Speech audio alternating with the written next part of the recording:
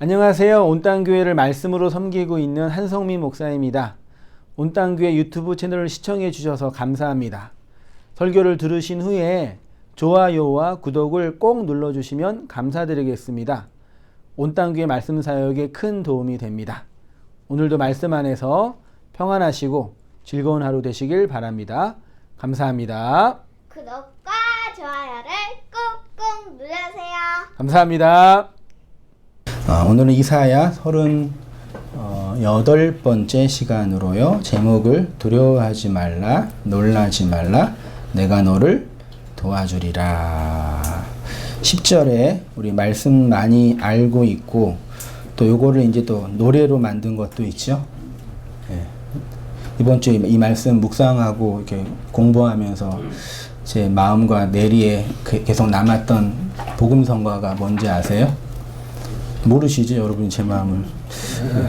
나의 등 뒤에서 나를 도우시는 주. 오늘 그 찬양 부르고 싶었는데 제가 신청을 못 해가지고 미리 이제 악보를 준비했어야 돼. 혼자 그냥 부르면서 아마 그 찬양 가사가 여기 이사야 41장 10절에 있는 말씀, 13절에 있는 말씀을 근거로 가사를 쓴 것 같아요. 두려워하지 말라, 내가 너와 함께함이라. 놀라지 말라, 나는 내 하나님이 됨이라. 내가 너를 굳세게 하리라. 참으로 너를 도와주리라. 참으로 나의 의로운 오른손으로 너를 붙들리라. 13절에도 이는 나 여호와 너의 하나님이 내 오른손을 붙들고 내게 이르기를 두려워하지 말라. 내가 너를 도우리라 할 것임이니라. 하나님이 우리를 도우시는 분이시죠. 예. 이사야가 그랬잖아요. 예. 우리를 붙잡아 주시고 우리와 함께 해주시고 우리를 실어버리지 않으시고 부르고 그러니까 놀라지 말고 두려워하지 말라. 내가 너를 돕겠다라는 얘기죠. 단어와 문장은 다 알고 있지만 그 내용을 이제 잘못 오해하고 있어서 이런 본문이 오히려 우리들에게는 되게 좀 부담스럽기보다는 좀 다가오지 않는, 도와준다며? 뭘 도와주나? 이런 냉소적인, 하나님의 도움을 늘 받고 계시나요? 네. 앞에는 우리 권사님만 받고 나머지는 안 받는 걸로 할까요? 말씀을 묵상하면서 하나님의 그 도움의 손길이 얼마나 감사하고 감동이 됐는지 정말 묵상하면서 저는 마음속에서 눈물이 났어요. 우리 성도님들 그 도움의 손길을 누리며 살아가셨으면 좋겠습니다. 지난주에 했던 부분 이어서 한번 얘기해 보도록 할게요. 하나님이 정하신 이스라엘의 구원의 방법은 동방에서 일으켜진 만왕의 왕을 통해 이스라엘을 바벨론 포로에서 귀환시키는 것으로 나타났습니다. 그런데 이 동방에서 일으켜진 왕 중의 왕, 만왕의 왕을 그 왕권을 거역하는 자들이 있는데 그들은 여전히 하나님의 반대편에서 하나님을 혹은 하나님의 말씀을 무엇으로요? 우상으로 만들어 흔들리지 않는 자기 확신으로 그 의상을 꼭 붙잡고 살아가는 자들이라고 했습니다. 그들의 삶의 특징은 말씀을 잘 이용하고 잘 치장하고 잘 꾸미는 거죠. 요게 이사야가 비난했던 목공은 금작색을 격려하며 망치로 고르게 하는 자는 매질꾼을 격려하며 이르되 땜질이 잘 된다 하니 그가 못을 단단히 박아 우상을 흔들리지 아니하게 하는도다. 말씀으로 덕지덕지 붙어가지고 포장을 잘하는 거죠. 말씀을 잘 이용하는 거죠. 말씀을 잘 사용하는 거죠. 어디에요? 이 땅에 필요한 것들로, 이 땅에 필요한 우리들의 욕망을 잘 채워주는 것들로. 대표적인 방식이 적극적인 사고 방식이나 혹은 신학에서는 교회 성장학 같은 거, 저도 일전에 많이 말씀을 드렸지만 신약 성경의 교회 성장학, 교회가 성장할 수 있는 방법이 우리가 기록된 성경에 있어요, 없어요? 있을까요, 없을까요? 이렇게 여쭤봐요. 있을까요, 없을까? 있는 것 같아요, 없는 것 같아요? 설교 많이 들어보셨잖아요. 근데 교회의 성장학이라는 신학 분과가 있어요.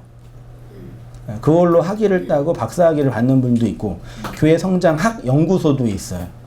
저도 신학교 때, 신학교 들어간 이유가 목사하고 교회를 하려고 들어간 거니까, 학교에서 배우니까, 교회가 성장할 수 있는 학문이 있다고 믿고, 또 배우고, 공부하고 책도 많이 있어요.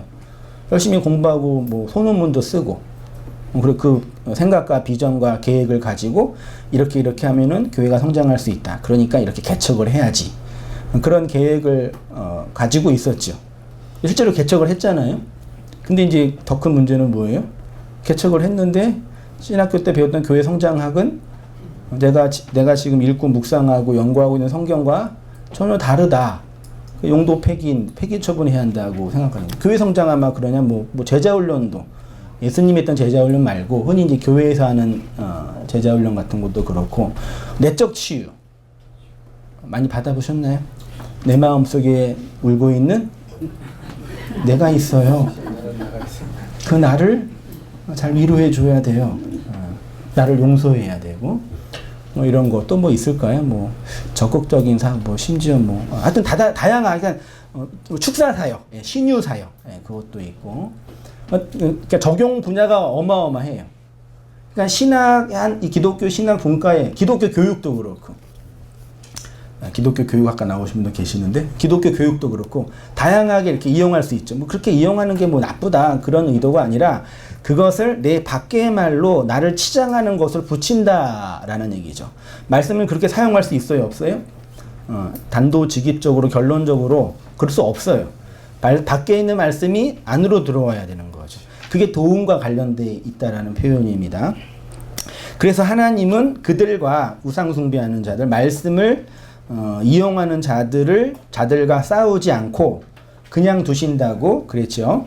하나님은 자기 욕망에 충실하며 살아가는 자들을 그냥 두십니다. 이렇게 흔들리지 않는 우상을 가지고 있는 자들을 설명하신 후에 그러나 나의 종 이스라엘아 하면서 말씀하시길 41장 8절 이하인데 같이 한번 더 읽어보겠습니다. 시작. 그러나 나의 종 너 이스라엘아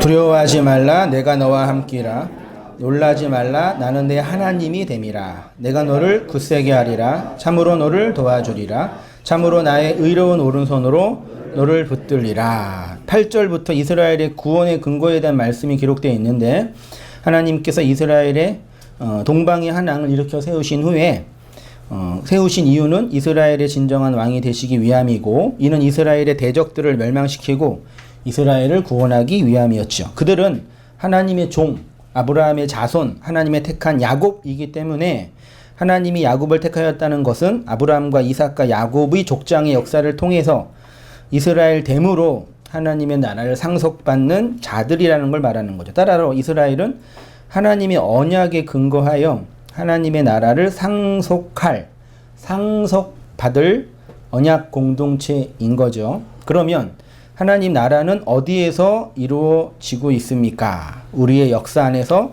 현실을 통하여 이루어지겠죠.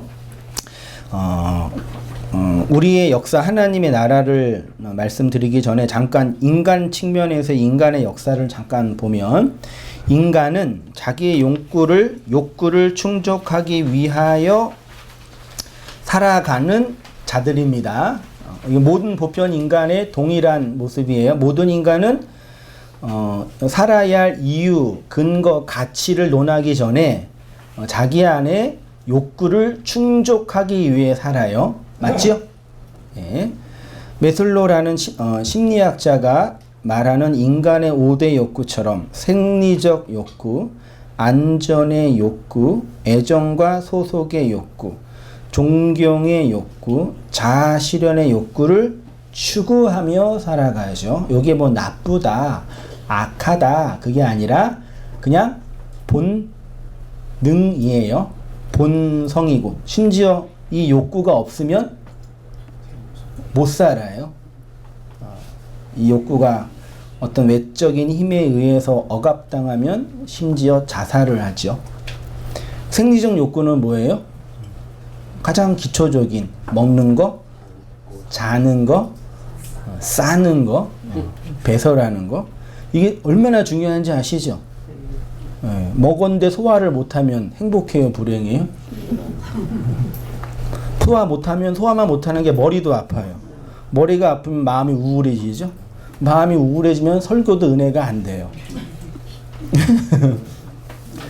배설을 못하면 변비 걸리면 어떡해요? 응? 그 죽음이죠. 여러분 주일날 우리는 오후 2시에 예배 드려서 좀 피곤한 몰려 식사하고 오시면 졸립잖아요. 그죠? 잠 못 자면 설교 말씀 뭐 예수님이 와서 설교해도 은혜가 될까요? 그래서 커피 사탕 먹어도 안 돼요. 못 자면 그냥 자야 돼요. 그러니까 이거는 없으면 안 되는 기본적인 욕구죠. 안전의 욕구도 다 그런 거죠. 이제 발전해 가는 거죠.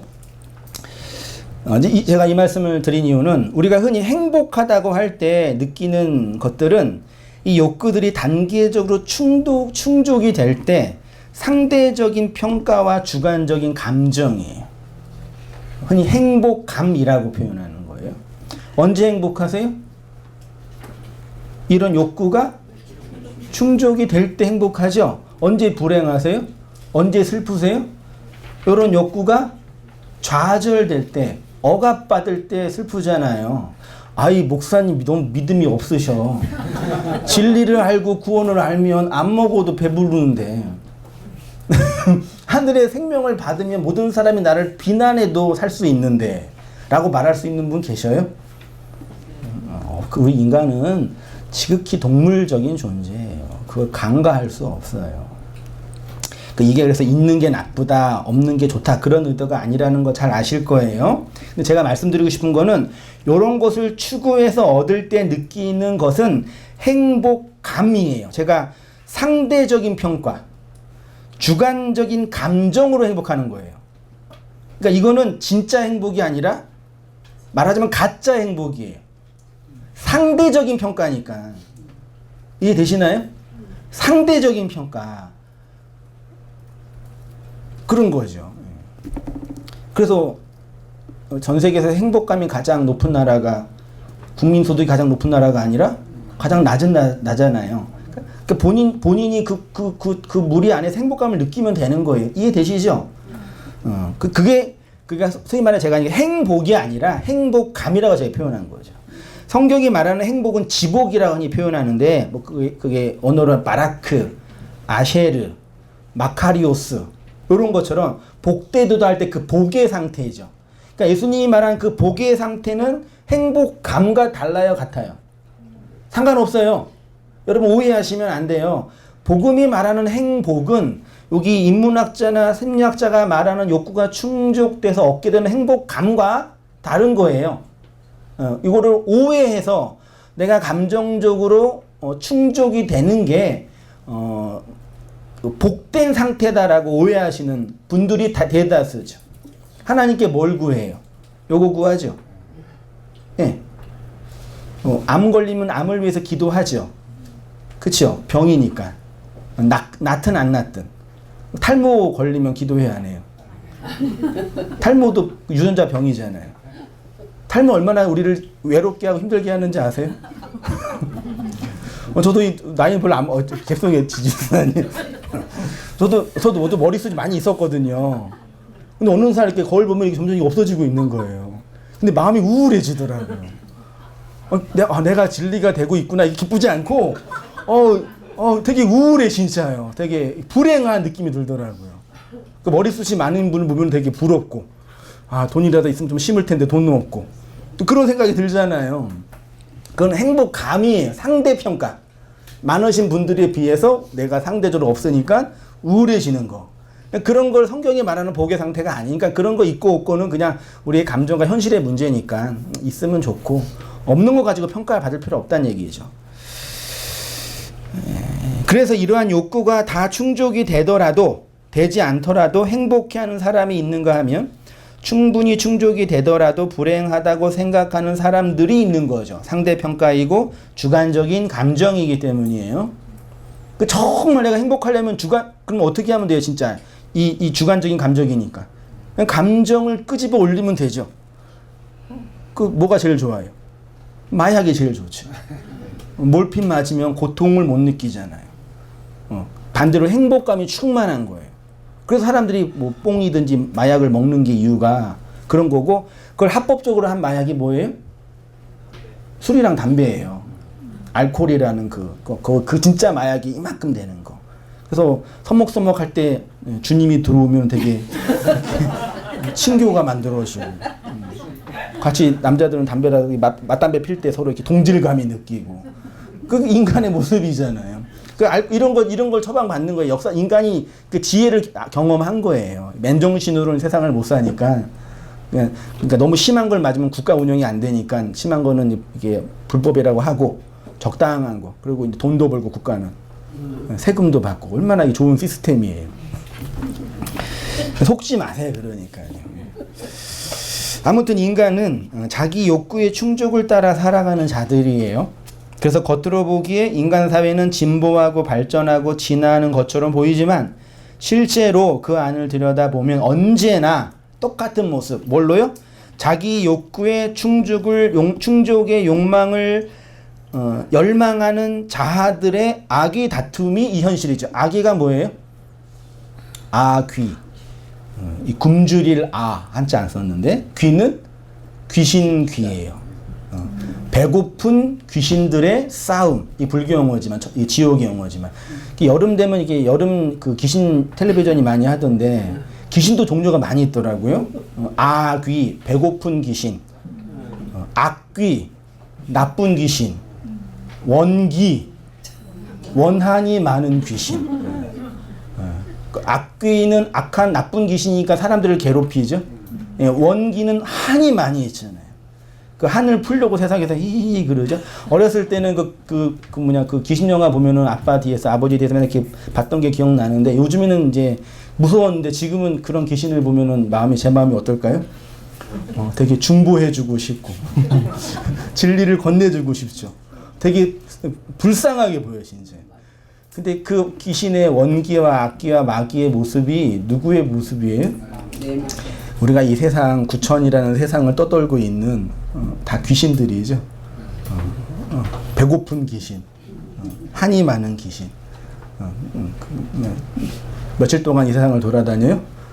49일 동안 돌아다니다가 누구 괴롭히기도 하고 미워하기도 하고 저주하기도 하다가 50일째 되는 날 이제 자손이 주는 제사밥 먹고 이제 하늘로 올라가면 이제 더 이상 농담입니다. 귀신들의 세상이에요, 진짜. 그러면 하나님이 바라보시는 인간의 역사는 어떻게 움직이고 있는 것일까? 하나님은 인간이 자기 욕구를 따라 욕망하며 살아가도록 그대로 두십니다. 그렇게 인간사를 멀리서 바라보시는 하나님을 흔히 신학적인 용어로 초월해 계신 하나님, 초월자라고 표현해요. 하나님은 이 현실 너머에 계시는, 저기 멀리 계시는, 공간적으로가 아니라 존재적으로 다른 차원에 계시는 하나님으로서의 초월자예요. 맞아요, 틀려요? 맞죠? 하나님은 현실 너머에 계시는, 우리가 정할 수 없는, 무한이라고 정할 수 없는 그 존재가 하나님인 거죠. 하나님이 그렇게 초월하시기 때문에 이 땅에 인생으로 살고 있는 우리의 개별적인 행동과 삶과 행복에 대해서 관심이 있으셔요, 없으셔요? 없으시죠. 초월해 계시는데 이 땅에서 우리가 밥 먹고 사는 문제, 싸우는 문제, 누구 미워하고 죽이는 문제 관여해요, 안 해요?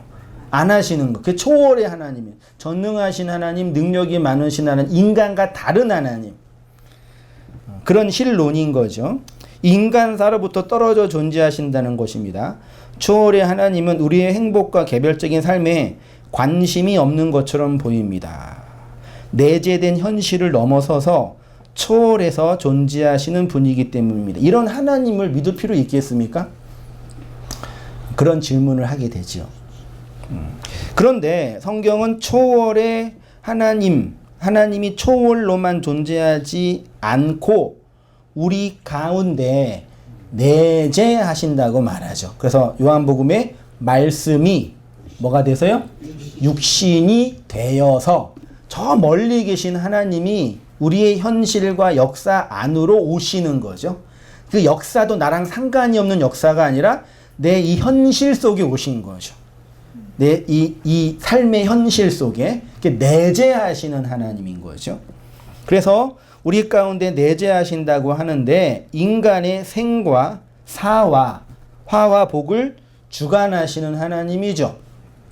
역사 안에서 우연적으로 발생하는 일이 있어요, 없어요? 다 하나님의 뜻과 주권 안에서 움직여지는 거죠. 오직 하나님의 뜻과 의지 안에서 이루어지는 거죠. 하나님은 인간의 역사와 현실을 하나님의 나라를 완성하시는 것으로 하나님의 구속사를 펼치시기 위한 과정으로 주신 거죠. 그래서 성경은 공이 이 초월로 계시는 하나님과 내재하시는 하나님을 동일하게 언급하고 말해요. 근데 교회의 역사의 스펙트럼을 보면 사람은 어쨌든 좌로 우로 치우치기를 좋아하는 성향이 있거든요. 그 초월의 하나님을 추구하면 어떤 사람이 될까요? 이 땅과 상관이 없이 저 멀리 가는 거죠. 이 땅에서 우리가 경험하는 감정과 삶의 현실은 진짜예요, 가짜예요? 가짜죠. 일루전이라고 하죠. 허상이죠. 쓸데 있어요, 쓸데 없죠. 악이죠. 허구죠. 그러니까 이거를 뭐예요? 버리고 저로 가는 거죠. 뭐 하기가 편해요? 건너가기가 편한 거죠. 왜요? 이 땅에는 애착이 남겨질 게 없으니까. 그래서 초월의 하나님을 이렇게 추구하는 사람은 흔히 이제 교회 역사 속에서 흔히 그냥 영지주의다라고 흔히 표현을 한 거예요. 우리의 육체는 악이고 요거는 더러운 거고. 그렇죠? 그래서 금욕을 해야 되고 그럼 버려야 되고 이 땅에 성공하는 거 필요 없어요. 어차피 쓰레기인데 배설물인데 돈 많이 벌어서 뭐 성공해서 뭐해? 저 멀리 가는 거죠. 어떤 사람에게 유익이 될까요? 우리나라 그 초기 구한말에 기독교가 전파될 때 우리나라의 상황이 어땠어요? 안 살아봐서 모르지만 많이 우울했을 거 아니에요. 열강 속에 식민지화되고 주권은 없어지고 이 땅에 소망이 있어요, 없어요? 없단 말이에요. 그래서 그때 기독교를 받은 분들의 신앙이 매우 초월적이었어요. 이 세상은 소망이 없다. 그래서 그게 이제 또 극단적으로 가서 이제 신비주의 운동이 막 일어난 거예요. 산속에 들어가서 굴 속에 들어가서 기도하고 뭐 받고 그렇게 있다가 전쟁이 일어나고 이제 산업화가 되면서 사람들의 마음에 뭐가 생기는 거예요. 우리도 좀 노력하면 좀 잘 살 수 있을 것 같다. 그런 가능성이 보였잖아요. 그러니까 사람이 어때요? 이 세상이 좀 살만하다. 노력 좀 해보자. 우리도 잘 살아보자. 그래서 가지고 저 멀리 계신 하나님을 어떻게 한 거예요? 끌어당겨가지고 좀 이 땅에 필요한 하나님으로 만든 거예요. 그게 말하자면 기복주의예요. 그러니까 멀리 계신 하나님이 좋다.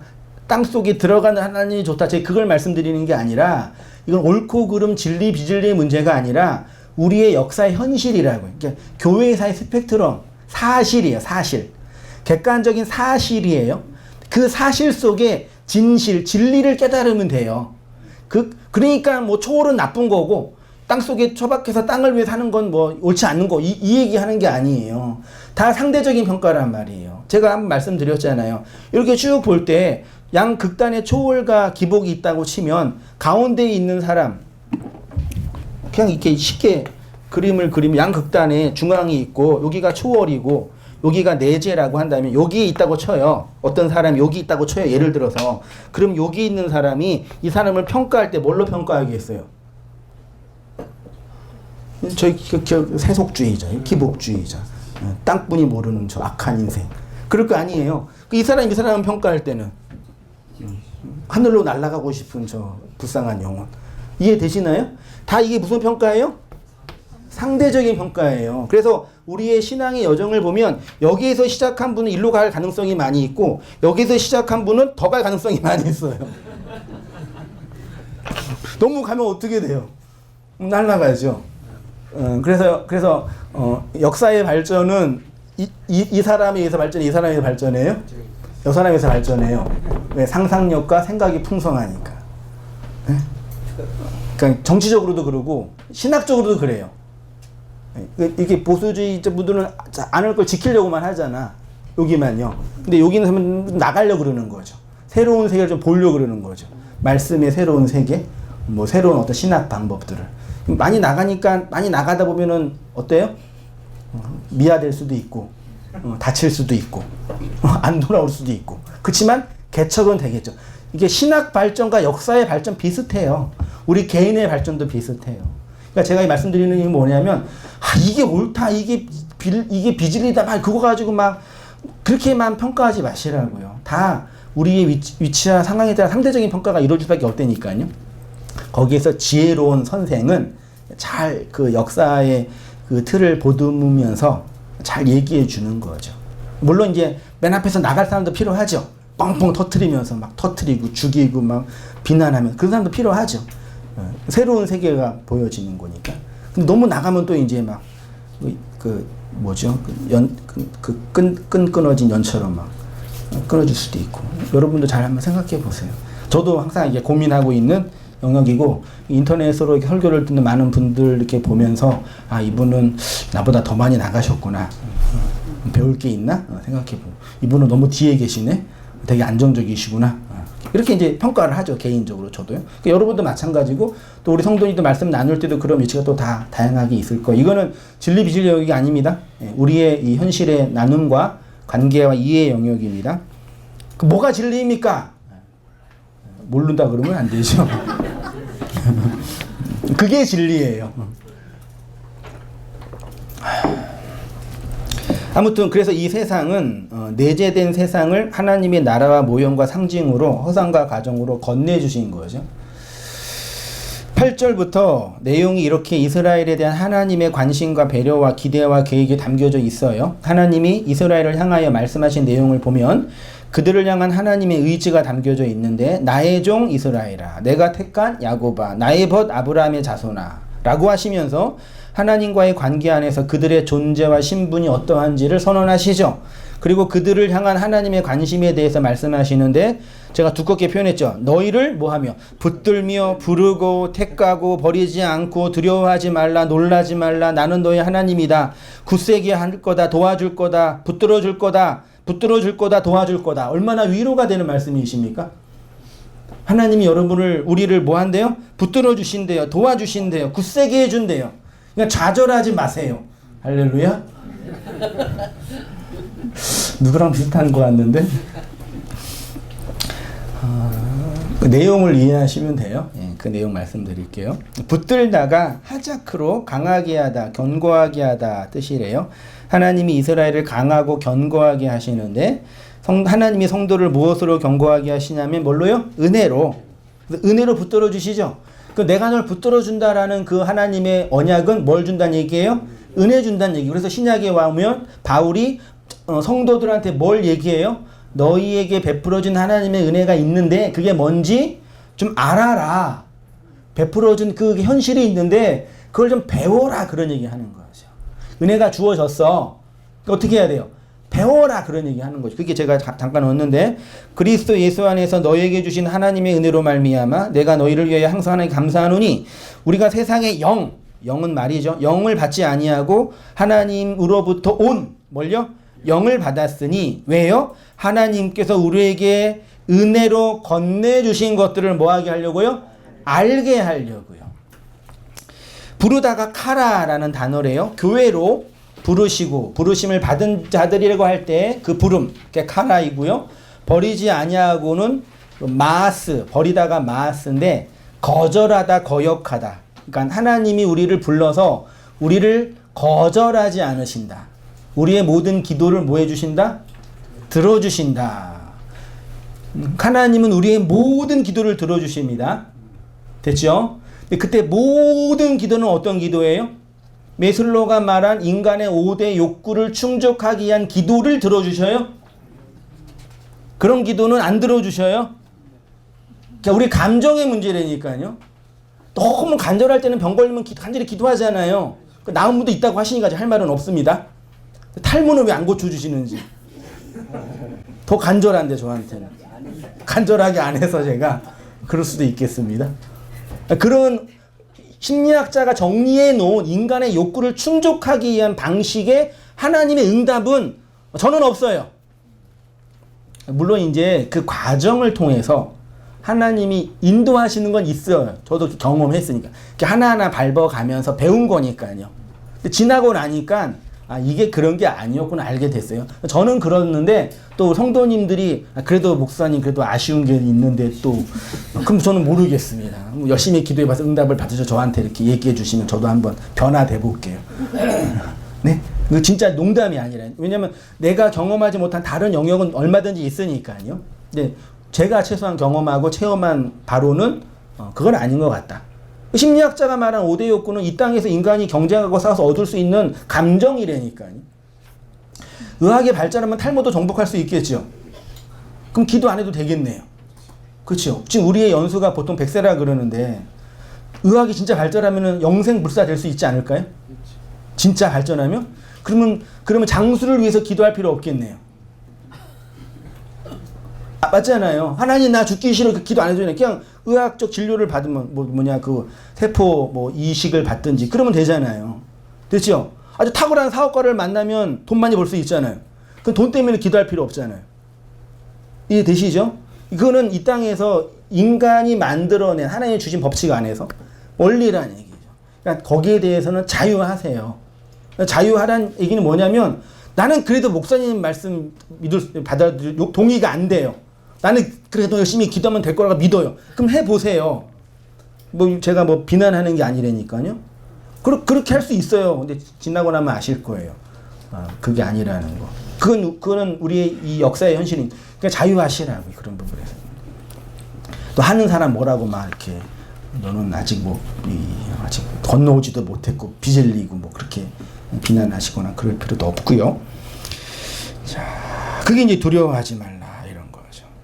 사람들을 통치하는 가장 좋은 방법이 뭐라고요? 두려움과 이거는 인간의 역사, 정치, 마키아벨리의 군주론에서 가장 고전이거든 정치에. 군주가 해야 할 일 중에 하나는 뭐냐면 권위가 있어야 된다. 그냥 친구처럼 이렇게 희희낙낙거려 놀지 말고 권위가 있어야 되고 그래야지 사람들이 군주를 두려워하고 경외한다. 그래야지 통치가 가능하다. 그래야지 통치를 다른 말로 하면 조정하는 거거든요. 조정이 사람들은 자기보다 약한 자라고 그 사람을 딱 스캔할 때 어떻게 돼요? 접어요. 사업하시는 분 다 알지 않나요? 왜 이렇게 우리가 좋은 눈 있고 예쁘게 치장하고 좋은 차 몰고 사람한테 잘 보여야 돼요? 네? 내가 너보다는 우위에 있다. 그래야지 돈을 벌 수 있으니까. 그치요? 아니에요? 세상은 그래요. 사람의 본능은요. 정글이기 때문에 저 사람이 나보다 하위다라고 할 때 딱 이미 그게 접수가 되면 이제 통제는 불가능해요. 이해되시죠? 사람들을 통제하고 조정하는 유일한 길은 인격적으로 대접하는 걸로 안 돼요. 폭력과 억압으로 눌러야 돼요.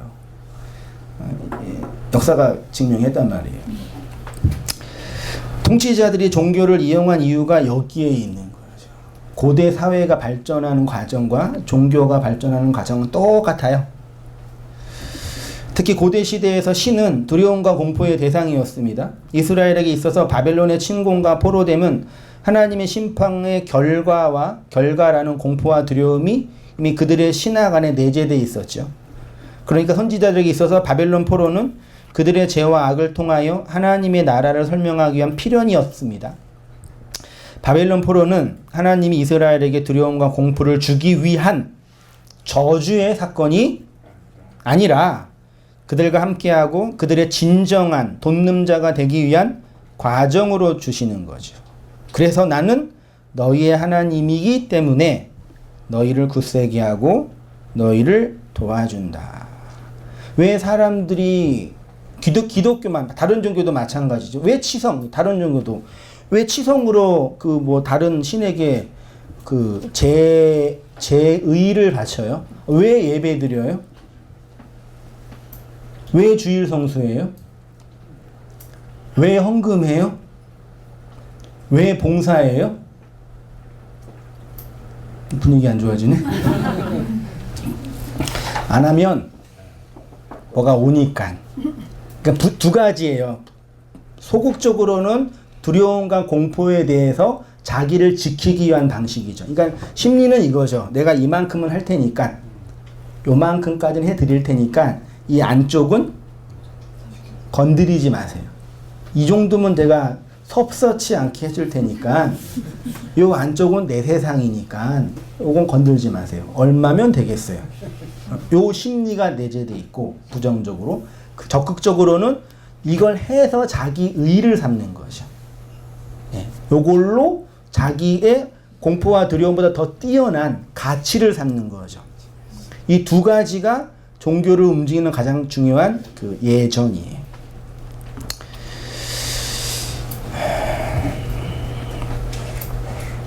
그러면 하나님이 우리를 도와준다는 의미는 뭐냐? 중요한데, 이스라엘의 바벨론 포로됨을 회복시켜 주시고 그들의 국가를 강하게 회복시켜 주신다는 것은 아니겠지요.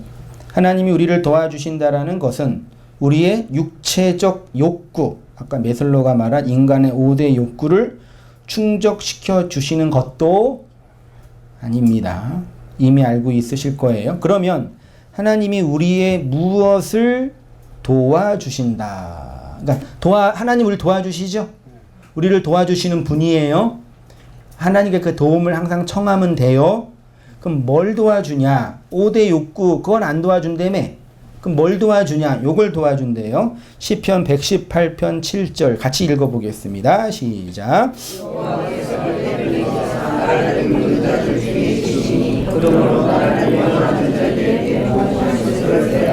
보이리라. 여호와께서 누구 편이요? 내 편이죠. 요 편이란 단어가 히브리어로 레라는 전치사거든요. 어디 어디에게, 어디 어디 안에, 그러니까 내 안에, 내게로, 그걸 편이라고 번역을 한 거예요. 내 안에로 대사, 내 안으로 대사, 내 안에. 아내가 아내죠.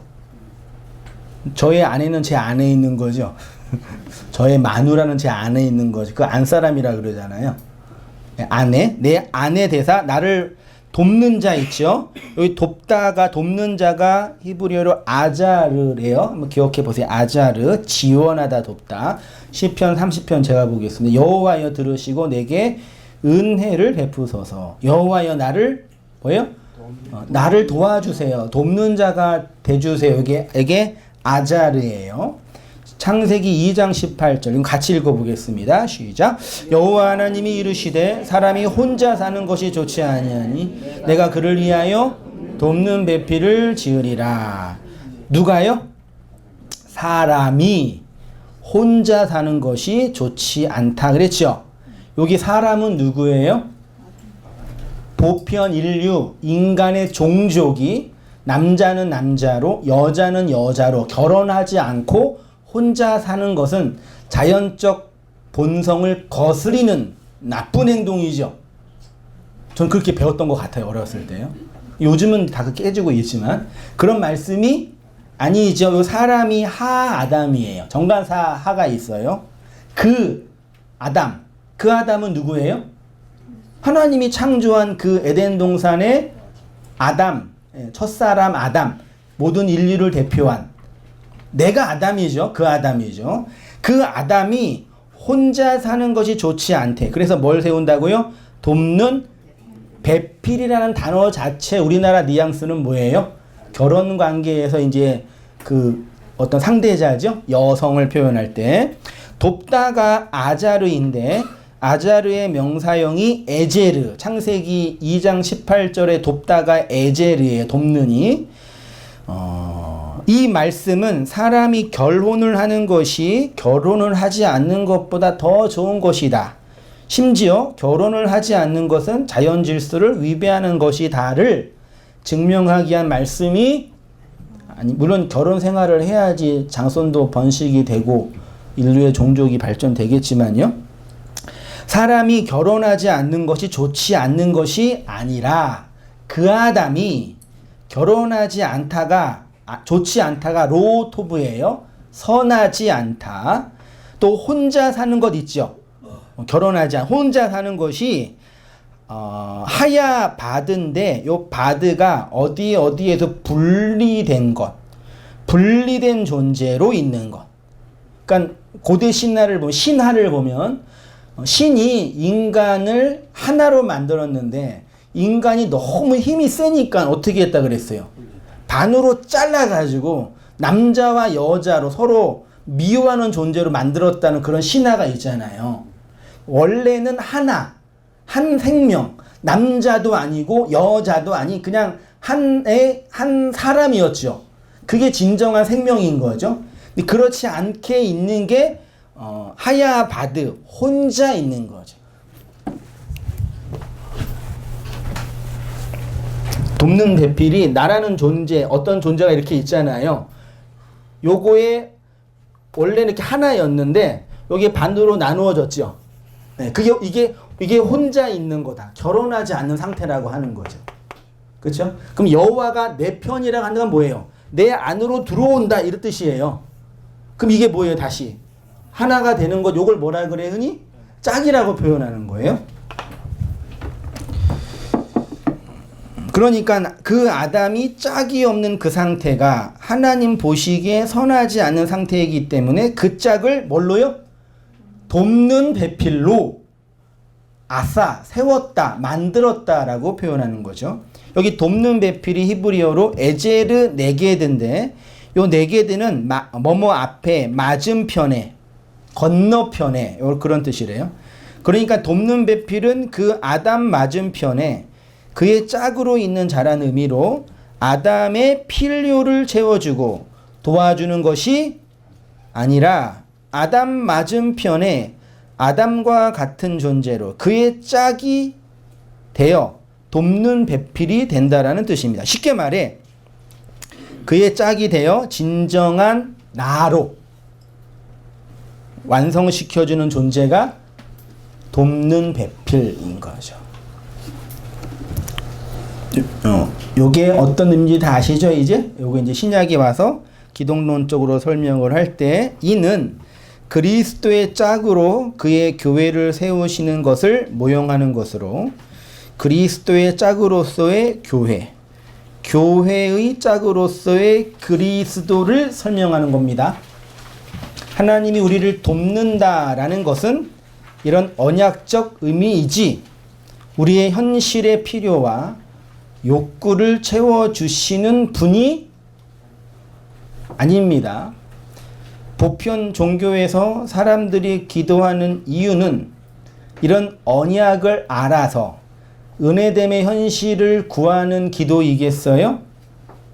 우리의 현실의 욕구를 충족하기 위한 기도이겠어요?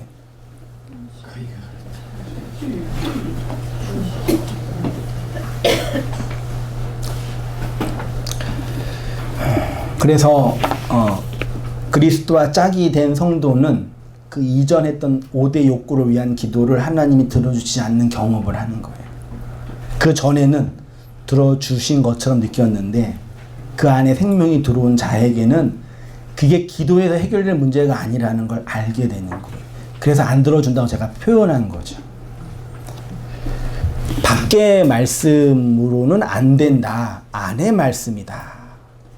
그러니까 말씀을 이용해서 덕지덕지 붙은 사람들에게는 그 기도가 응답이 될 수 있을 거예요. 아마 기우제가 응답이 돼요? 안 돼요?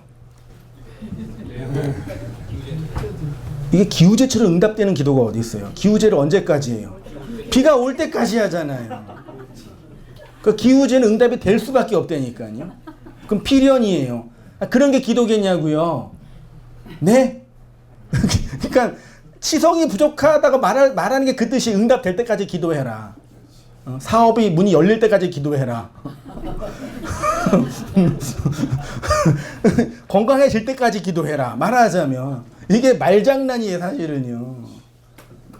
기우제는 절대 응답이 안 될 수가 없다니까요. 오늘 한번 우리도 기우제 해볼까요? 돌아가면서. 제가 아는 어떤 교회 그 선배 목사님이 그 웬만한 중형교회 담임으로 한 5, 6년 전에 가셨는데 이번에 잘리셨어요. 뭐 사연이 있겠지만 목사가 잘리니까 성도들은 어떻게 해야 돼요? 이제 기도를 해야죠. 좋은 목사 초빙하려고. 근데 그 초빙 서류를 보니까 큰 교회 대형 교회 5년 이상 부목사로 있어야 돼요. 7년 이상 있어야 되고 유수한 목사님들의 그 추천서 받아야 되고 THM 박사학위까지 있으면 더 좋고 심지어 사모도 이력서 써야 되고 면접 받을 때 사모도 오라 그러더라고요. 사모도 사례비 주려고 그러나?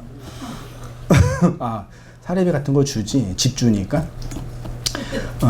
그 교회에서 이제 장로님들이 이제 어떻게 해요? 우리 기도를 합시다. 그리고 릴레이 기도를 하는 거예요.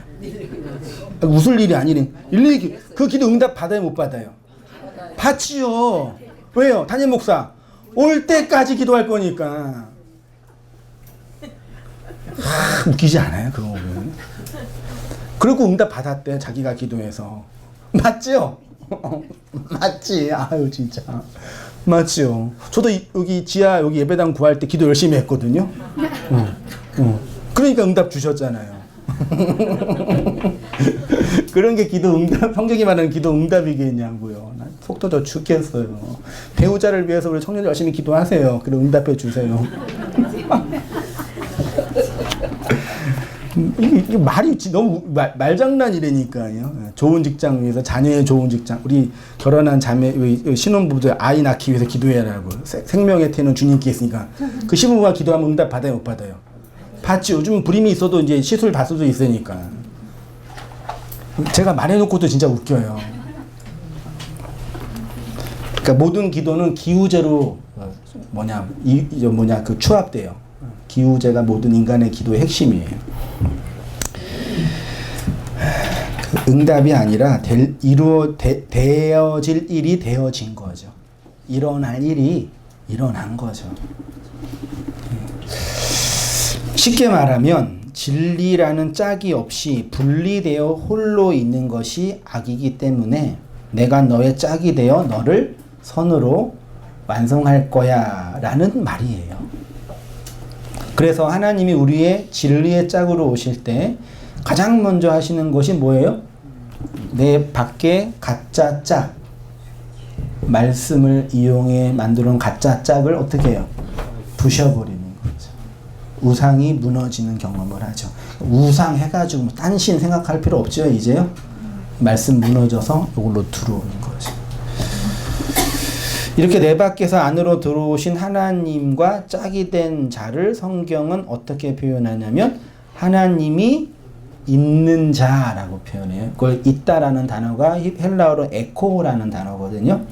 그래서 우상숭배자들은 하나님이 없는 자라고 하죠. 밖에 있다라는 표현. 하나님이 없을 수가 없죠. 어떻게 하나님이 없어요? 근데 그들에게는 없는 거죠. 밖에 있는 거죠. 이렇게 하나님을 진리의 짝으로 돕는 자로 두지 않는 자들을 성경은 뭐라 그러냐면 우상숭배자 혹은 동성연애자라고 표현해요. 동성연애는 우리가 표현한 거고, 그래서 로마서 1장 20절 이하 좀 길지만 같이 읽어보겠습니다. 시작. 창세로부터 그의 보이지 아니하는 것들 그의 영원하신 능력과 신성이 그 만물에 분명히 보여 알려졌나니 그러므로 그들이 핑계하지 못하시니라. 하나님을 알되 하나님을 영화롭기도 하지 아니하며 감사하지도 아니하고 오히려 그 생각이 허망하여지며 미련한 마음이 어두워졌나니 스스로 지혜 있다나 어리석게 되어 썩어지지 아니할 하나님의 영광을 썩어질 사람과 새와 짐승과 기어다니는 동물 모양의 우상으로 바꾸었느니라. 그러므로 하나님께서 그들을 마음의 정욕대로 더러움에 내버려 두사 그들의 몸을 서로 욕되게 하셨으니 이는 그들이 하나님의 진리를 거짓으로 바꾸어 피조물을 조물주보다 더 경배하고 섬김이라. 주는 곧 영원히 찬송할시로다. 아멘. 이 때문에 하나님께서 그들을 부끄러운 욕심에 내버려 두셨으니 곧 그들의 여자도 순리대로 쓸 것을 바꾸어 영리로 쓰며 그와 같이 남자들도 순리대로 여자 쓰기를 버리고 서로 향하여 음욕이 불릴 듯하며 남자가 남자와 더불어 부끄러운 일을 행하여 그들의 그릇 때문에 상당한 보응을 그들 자신이 받았느니라. 또한 그들이 마음에 하나님 두기를 싫어하며 하나님께서 그들을 상실한 마음대로 내버려 두사 합당하지 못한 일을 하게 하셨느니라. 24절에 그러므로 하나님께서 그들의 마음을 정욕대로 있지요. 24절에 정욕대로가 정욕 안에서 정욕 안으로 더러움으로 건네 둔 거죠. 둔 거예요. 그리고 그렇게 쭉 해서 이들이 뭐 남자와 남자가 더불어 부끄러운 일을 한다. 그러니까 동성연애는 뭐예요? 남자가 남자를 짝으로, 여자가 여자를 짝으로, 땅이 땅을 짝으로 삼는 게 동성연애죠. 그게 우상숭배라고요. 나와 다른 존재가 내 짝으로 와야 된단 말이에요. 땅의 짝은 하늘이고 남자의 짝은 여자고 우리의 짝은 그리스도죠. 그리스도가 아닌 이 세상의 것으로 짝하는 것. 예? 하늘이 아닌 이 세상의 것으로 짝하는 걸 동성연애라고 흔히 표현하는 거죠. 동성연애 하는 분들은 그런 우리의 인간의 그 죄를 그냥 보여주고 있는 거죠. 그분들은요. 28절에 그들을 상실한 마음대로 내버려 두신 이유는 그들이 마음에 하나님 뭐 하기를요? 두기를 싫어해요. 두다가 헬라어로 에코라 그랬어요. 요 에코의 기본적인 뜻이 가지다, 소유하다, 보유하다죠. 직역하면 하나님을 소유하다, 하나님을 보유하다 이렇게 할 수 있죠. 그럼 이런 질문 나오죠. 피조물인 인간이 초월자이신 하나님을 소유할 수 있어요? 없어요? 없지요. 피조물인 인간이 하나님을 보유할 수 있어요? 없지요. 믿음도 우리 거예요? 하나님 거예요? 하나님 거죠. 은혜도 우리 게 아니라 하나님 거예요. 내 믿음이라고 우리가 이해하고 있는데 하나님이 건네준 하나님의 믿음이에요. 하나님의 믿음으로 구원받는 거죠. 우리가 믿음의 확신을 가져야 된다. 구원의 확신을 가져야 된다는 얘기는 요게 내 것인 거를 계속 주장하는 거죠. 말하자면요. 감정적으로라도 느끼게 하는 거죠. 아주 바보 같은 그 종교 노름이죠. 내가 확신을 가져야 됩니다. 구원의 확신이 있으세요? 이렇게 보면 언제쯤 확신을 가지실까? 이렇게요. 자기 건지 아는 거죠. 그럼 인간이 하나님을 소유한다는 얘기는 뭐냐? 그 얘기를 할게요. 요한 1서 5장 12절에 같이 보겠습니다. 시작. 아들이 있는 자에게는 생명이 있고 하나님의 아들이 없는 자에게는 생명이 여기 아들이 있는 있죠. 요 있는이 에코예요. 생명이 있고도 에코예요. 그러니까 하나님이 인간을 평가하는 기준은 인간의 성품이나 도덕성이나 윤리와 성공의 문제가 아니라 아들이 있냐 없냐, 아들을 에코하고 있냐 그렇지 않냐의 문제입니다. 그래서 아들이 있는 자는 생명이 에코 있고 없는 자는 생명이 없다가 아니라 생명이 아니다가 정확하죠. 그렇죠? 그건 생명 없음, 생명이 아닌 것이에요. 없음이 아니라. 아들이 있다가 에코인데 그러면 아들을 소유한다는 개념은 뭐냐라고 질문한다면 이 에코라는 단어가 헬라어 스트롱 코드의 2192번인데요. 이게 가지다, 소유하다라는 단어인데 이게 비슷한 단어 항목으로 어떻게 표현되어 있냐면 함께 나누는 것, 참여하는 것, 친교를 나누는 것, 관계를 갖는 것. 그러니까 믿음을 에코하는 게 아니라 믿음을 나누는 거죠. 하나님께 받은 거를요. 그러니까 에코, 소유는 내 거 개념이잖아요. 근데 헬라어의 에코는 소유의 개념은 나눔과 교제의 개념이라니까요. 그러니까 믿음을 내가 소유하는 게 아니라 나누어진 거죠. 친교가 교제가 이루어지는 거죠. 이게 에코랑 동의어로 사용된 단어 용례가 코이노니아예요. 코이노니아는 흔히 우리가 뭐로 번역해요? 교제, 친교, 나눔, 함께 먹음, 네, 이렇게 번역을 해요. 그래서 신약 성경에서 신약 성경이 우리 교회에게 요구하고 명령하는 성례전은 코이노니아뿐이 없어요. 사실은 모든 게 코이노니아로 수렴되는 거죠. 친교와 나눔과 함께 먹음으로. 5페이지로 가셔서 요 코이노니아에 사용된 용례를 보니까 로마서 15장 26절 같이 읽어보시겠습니다. 시작. 이는 마게도냐와 아가야 사람이 예루살렘 성도 중 가난한 자들을 위하여 기쁘게 얼마를 연보하였음이라. 한번 얘기했던 것 같은데 마게도냐와 아가야 성도들과 비교하여 예루살렘 성도가 더 부자였을까요? 가난했을까요? 우리도 이렇게 땅값이 도심권부터 퍼져 나가잖아요. 우리나라에서 가장 비싼 데가 한 평이 1억이라고 그런 언제 누가 맞나요? 모르겠는데 아무튼 1억 아무튼 제일 비싸고 퍼져 나가잖아요. 그 당시에 그 중심은 예루살렘이었으니까 이런 평가 웃기겠지만 아무튼 다시 돌아와서 그냥 뭐 소득 수준으로 볼 때는 예루살렘 성도가 더 부자였겠죠. 추측입니다. 근데 이거는 마게도냐 아가야 사람이 그 가난한 예루살렘 성도를 도와주려고 돈 준 게 아니에요. 물질적인 돈도 줄 수 있겠지만 요 가난한 자가 푸토쿠스란 말이에요. 아까 아귀가 뭐라 그랬어요? 배고픈 귀신, 배고픈 귀신들이 모이면 뭐예요? 다투어요. 그게 뭐라고? 아귀 다툼. 이 지옥이라는 세상에서 내 욕구를 충족하기 위하여 살아가는 게 인생들이라는 거예요. 귀신이란 말이에요. 모든 인간은 사실은요. 근데 그 푸토코스한 가난한 자들, 배고픈 자들의 배고픈 욕망을 채워주기 위한 연보는 뭐겠어요? 금, 은, 동, 화폐, 땅이 아니라 말씀이죠. 그래서 이 연보가 헬라어로 코이노니아예요. 진짜 대단한 번역이에요. 이거는 알고 했는지 모르겠는데 연보가 무슨 뜻이에요? 연자가 버릴 연자죠. 보는 도울 보예요. 연보는 뭐라고요?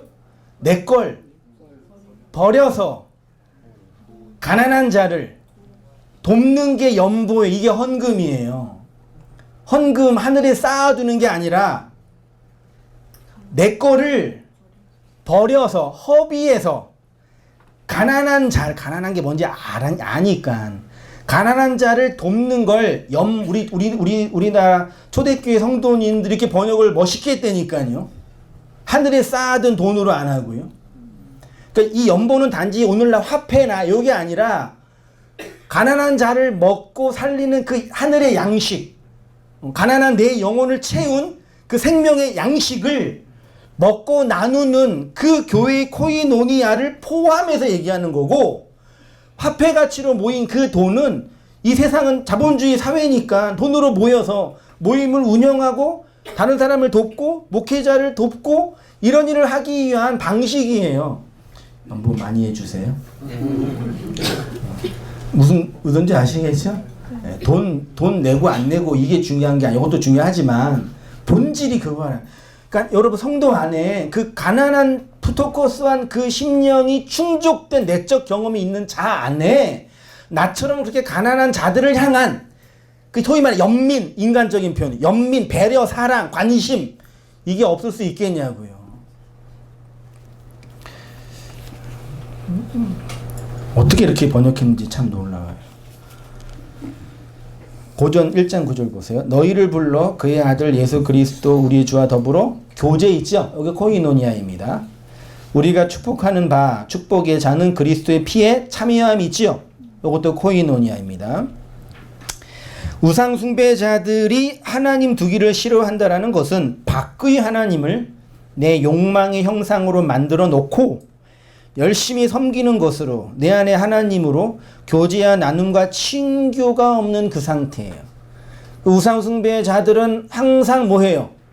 배고픈데 그 배고픔을 공갈빵으로 밖의 말로 채우는 거죠. 그래 놓고 메슬로가 말한 인간의 5대 욕구가 충족되는 게 하나님이 나한테 준 축복이라고 착각하는 거예요. 심리학자들이 만들어 놓은 그 언어 체계에서도 설명될 수 있는 걸 응답받았다 그래 놓고 하나님이 나의 그 5대 인간의 본능적 욕구가 충족되는 게 하나님의 응답이라고 믿는다니까요. 밖의 말이에요. 그 밖의 말 공과할 빵이죠. 공과할 빵 먹으면 어떻게 돼요? 일을 가는 거죠. 밖에 나가서 바득바득 가는 거죠. 먹을 게 없으니까, 씹을 게 없으니까 더 집착하겠죠.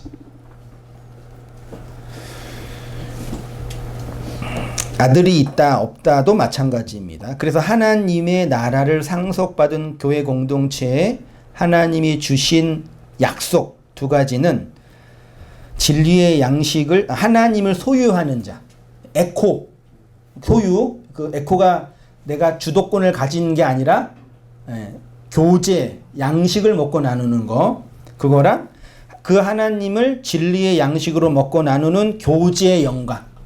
그 마게도냐와 아가야 사람들의 모습을 보세요. 가난한 예루살렘 성도들을 위한 연보, 가난한 자들을 위한 베품.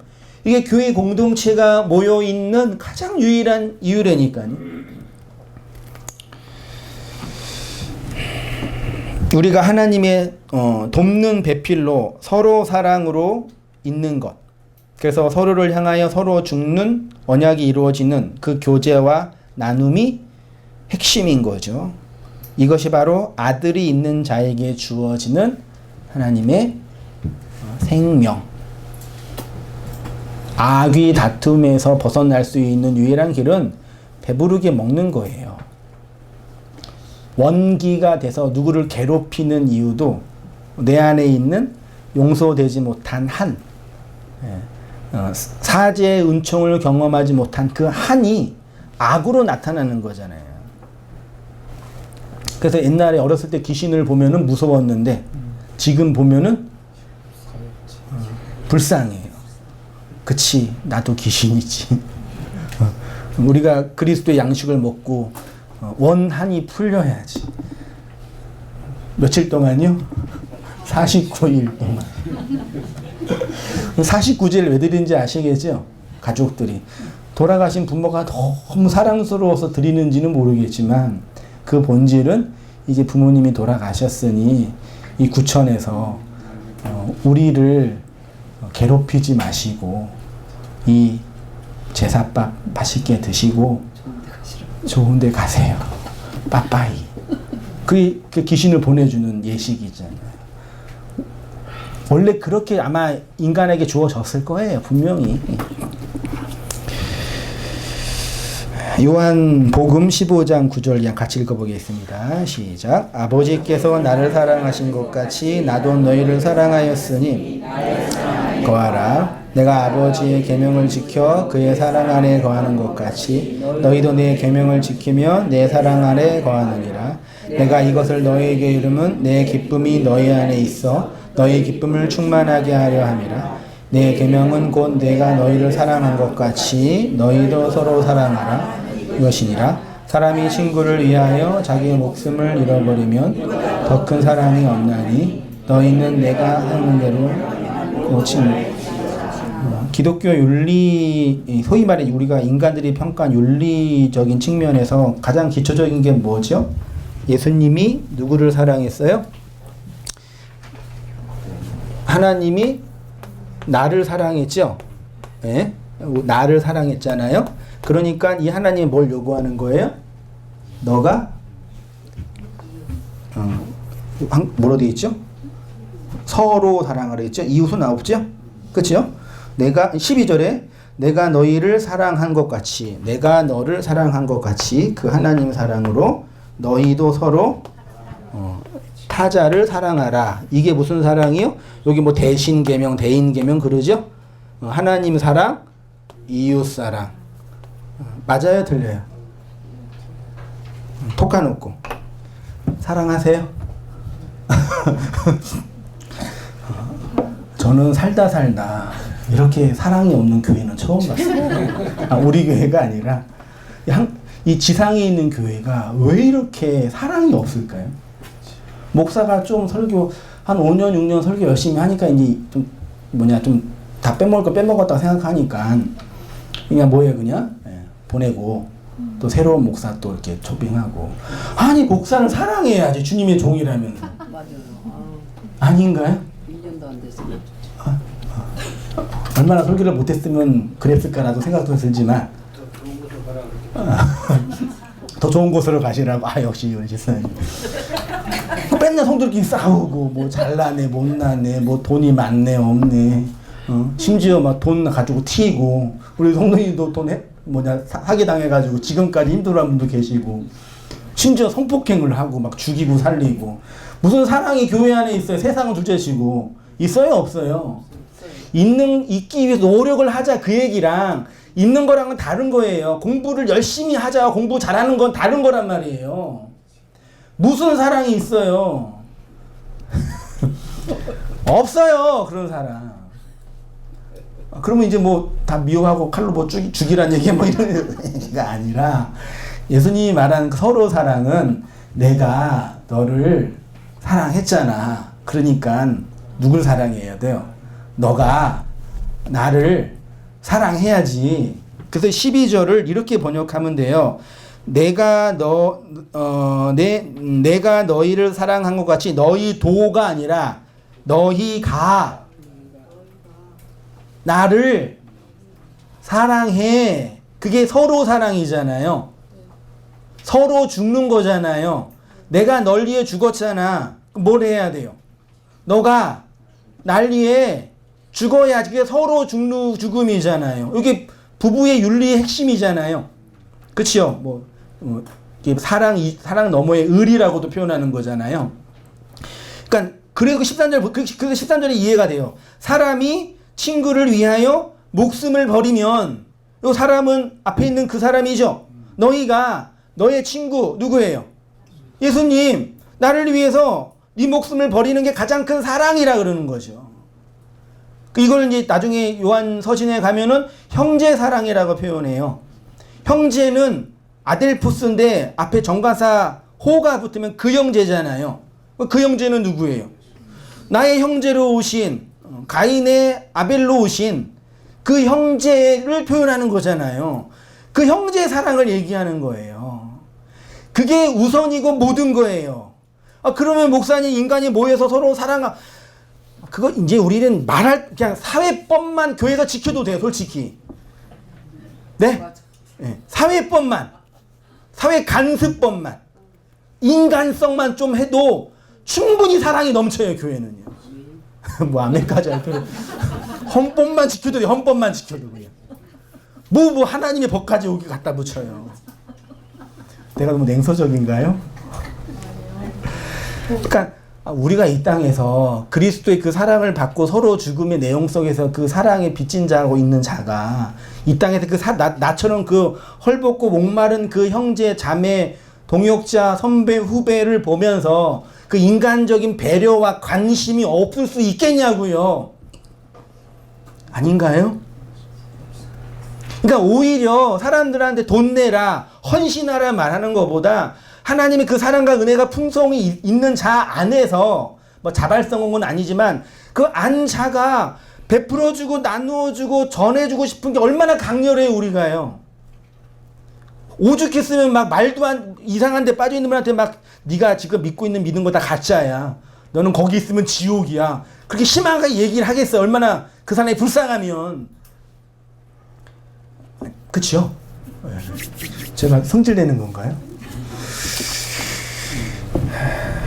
사람이 친구를 위하여 자기 목숨을 버리는 게 가장 큰 사랑이에요. 그 가장 큰 사랑을 우리 주님이, 우리 형제가 우리에게 보여주셨네요. 그러니 너도 서로 사랑했으니 서로 죽자. 내가 너 안에, 너가 내 안에. 그게 하나가 되는, 짝이 되는 거잖아요. 그게 돕는 자예요.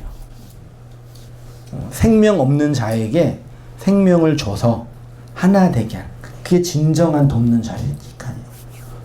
그럼 이 땅에서 나의 5대 욕구는 어떻게 채워요? 지금 먹고 사는 것도 힘들고 내일 병 걸려 죽을 수도 있는데 어떻게 채워요? 열심히 해보시고 안 되면 뭐 어떡하겠어요. 뭐, 뭐 어떡해요. 뭐 기우제 해야 되나? 그래서 안 되는 것도 많이 있어요. 아이 목사님 참 믿음 없으셔. 믿는 자에게는 능치 못하리라. 그런 믿음 아니에요. 안 되는 게 너무 많아요. 진짜요. 못하는 것도 많고. 왜 그거를 하나님의 신의 영역에 갖다 붙여가지고 믿음과 결부시키냐고요. 읽어보고 마치겠습니다. 계명을 지킨다는 것은 말씀을 마음에 담는다. 말씀이 마음이 된다라는 의미입니다. 예수님이 아버지의 말씀을 마음에 담고 이 땅에 내려오신 것처럼 우리도 그 말씀을 마음에 담으면 하늘로 가게 되는 거죠. 그것이 예수님의 사랑 안에 거하는 것입니다.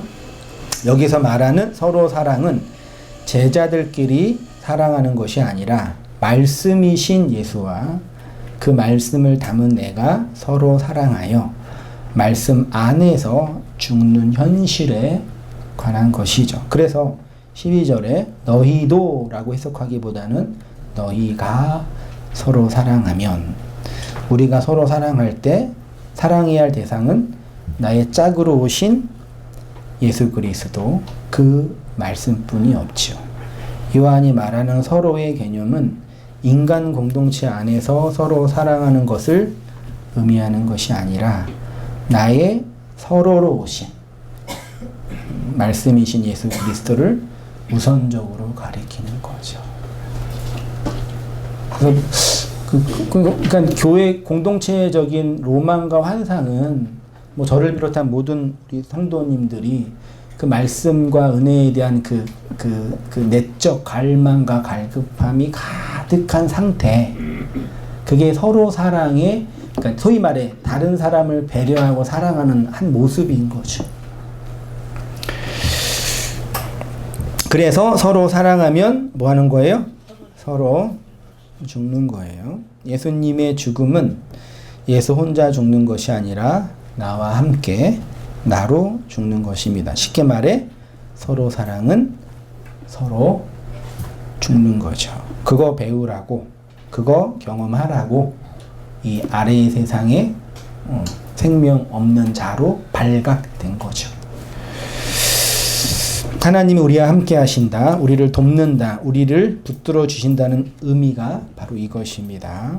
그러니 두려워하거나 무서워하지 마시고 굳세게 하시는 하나님으로, 붙들어 주시는 하나님으로, 진정한 도움이 되시는 하나님의 은혜 안에서 살아가는 우리 모든 성도님 되시기를 축원드립니다. 기도하겠습니다. 하나님 아버지, 우리에게 약속하신 많은 언약과 약속의 말씀들을 저희가 호도하고 왜곡하고 껍데기로 받아서 이상하게 우리의 욕망을 충족하는 것으로 이용하였기 때문에 진짜 하나님의 언약과 눈물서린 가난한 말씀들을 받아들이지 못할 때도 있음을 고백합니다. 우리 전 이사야를 통해서 말씀하신 이 말씀처럼 우리를 붙들어 주시고 붙잡아 주시고 도우시는 하나님의 언약의 내용의 진리를 선하고 선명하게 깨달아서 하나님의 돕는 자로, 하나님의 진정한 짝으로, 그 생명 담은 자로 이 역사를 거닐어 갈 수 있도록 주님 인도해 주시고 은혜 내려 주시옵소서. 육체를 가지고 있는 인생이기 때문에 이 땅에서 경험하는 많은 현실의 아픔과 내용과 문제 때문에 가슴 시리고 눈물을 흘릴 때도 있지만 그런 모든 것들을 사용하시고 통합하셔서 하나님의 생명을 이루시고 은혜를 주실 그 우리의 짝이신 그리스도를 바라보며 승리하며 살아가는 저희 모든 삶들 될 수 있도록 아버지 은혜 내려 주시옵소서. 감사드리며 예수님의 이름으로 기도합니다. 아멘. 아멘.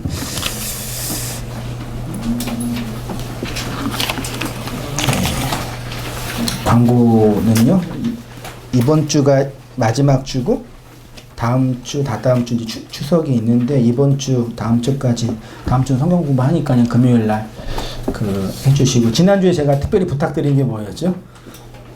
좋아요. 구독과 좋아요 부탁드렸죠.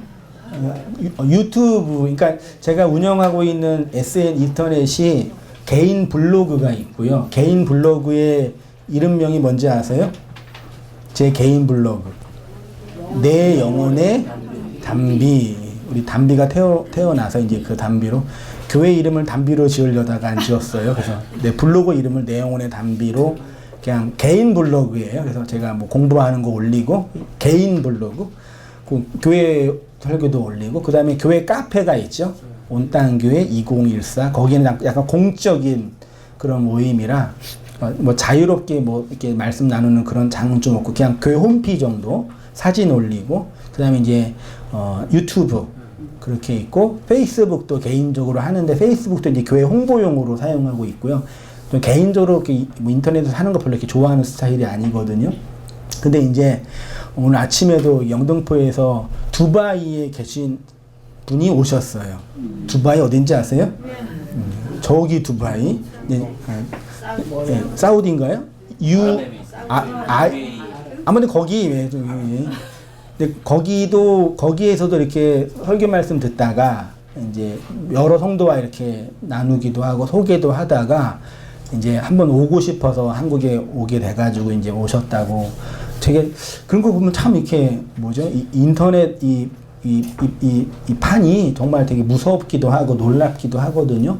그래서 설교 올리면, 주일 설교 올리면 기본적으로 한 300회 정도 들으시는 것 같고, 성경 공부 올리면 한 150회 정도 들으시는 것 같아요. 그래서 우리 그러니까 예배 드리는 성도님들은 많이 안 들으시기도 하더라고요. 그치만 교회 홍보 들으세요? 예, 죄송합니다. 많이 들으세요. 예. 설거지 하면서 들으시고, 홍보나 해서 좋아요와 구독을 계속 눌러. 한 번만 누를 수 있어요? 계속 누르면 싫어요 될 수 있어요? 옛날에 제가 여기 오기 전에 그것도 설교. 네, 그래서 다시 이제 부탁을 드리면, 왜냐하면 그게 은근히 홍보가 많이 되더라고요. 그러니까 우리가 따로 이렇게 오프라인에서 전도하거나 홍보하는 게 거의 없거든요. 그러니까 그 교회 홍보한다, 온땅교회 홍보한다, 전도한다라는 생각으로 꼭 한 번씩 들어보시고, 한번 또 피드백도 받아보시고, 그 다음에 좋아요, 구독, 구독, 좋아요, 알림 설정, 댓글. 누가 그러더라고요. 목사님 감사합니다. 아멘 좋습니다. 네. 질문도 올려놓으시고, 뭐 억지로 할 필요는 없어요. 그냥 홍보. 그러니까 왜냐면 지난주에 말씀하니까 그 전주보다 한 100배 이상 올라갔더라고요. 좋아요 별로 없었는데 15개 되고, 가슴이 굉장히 뿌듯해. 왜 그런지 모르. 참 인간이 간사해. 그러고 보면은요. 예. 좋아요는 한 번. 예. 예. 좋아요는 한 번만. 네, 한 번만 돼요. 그러니까. 두번 누르면 없어져요. 예. 그리고 이제 로그인을 해야 되는데도 어르신들은 로그인 안 돼서 되게 불편하실 수 있으니까 너무 스트레스 받으면 그냥 들어보시면서, 그렇게 이제 오프라인이나 또 온라인 안에서도 이렇게 말씀 소통하고, 그렇게 하면 또 밖에서 말씀 듣는 여러 이제 우리 회중들이 또 이제 온땅교회에 또 참여할 수도 있고, 요즘에 이제 그게 다양하게 퍼져 있는 세상이니까요. 그렇게 하면 온땅교회 전도와 선교에 도움이 될 수 있겠다라고 말씀드리고요. 오늘 처음 우리 은혜자매 어머님이세요? 네. 처음 오신 거 아니시죠? 네. 네. 어디 사시더라? 마산에 반주자 우리 어머니께서, 반주자, 특별한 반주자 어머니로 박수를 한번. 두 번째인가 세 번째 되신 것 같는데, 또 마산에서 열심히 신앙생활 하고 계시니까요. 반갑습니다. 다 함께 일어나셔서 찬양하고 시겠습니다. 아까 마지막 불렀던 찬양이 18번이죠.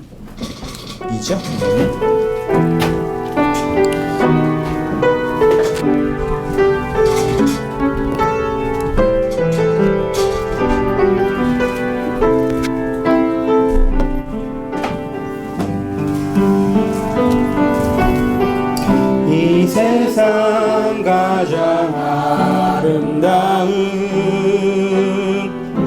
순종의 눈물,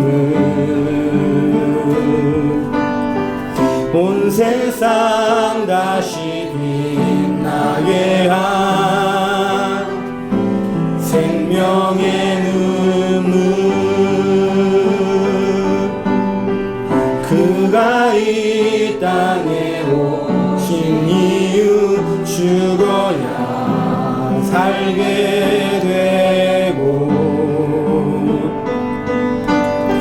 져야만 승리하는 놀랍고 영원한 신비 지으신 그대로 회복시킨 우리의 창조주 그리스도 십자가의 길로 아버지 뜻 이루셨네. 그가 이 땅에 오신 이유 이제 우리에게 맡겨진 그 소망 그 사랑 그 생명 아름답고 눈부신 십자가의 길 우리가 이 땅에 살아갈 이유 이제는 우리 주 예수 그리스도의 은혜와 하나님 아버지의 크신 사랑과 성령의 교통하심이 우리 모든 성도님들의 삶 속에 지금부터 영원까지 함께 있을지어다. 아멘.